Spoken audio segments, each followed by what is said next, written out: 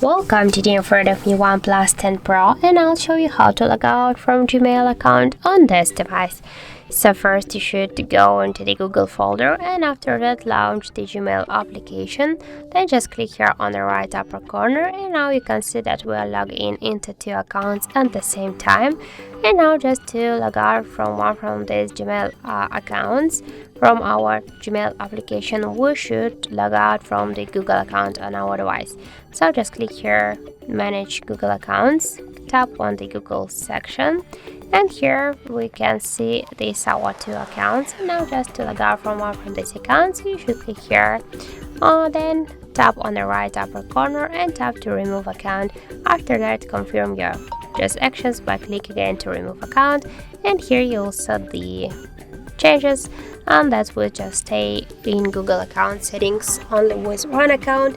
And now we should go back to the application, and here we can check and see that we stay also only with one account in our Gmail application.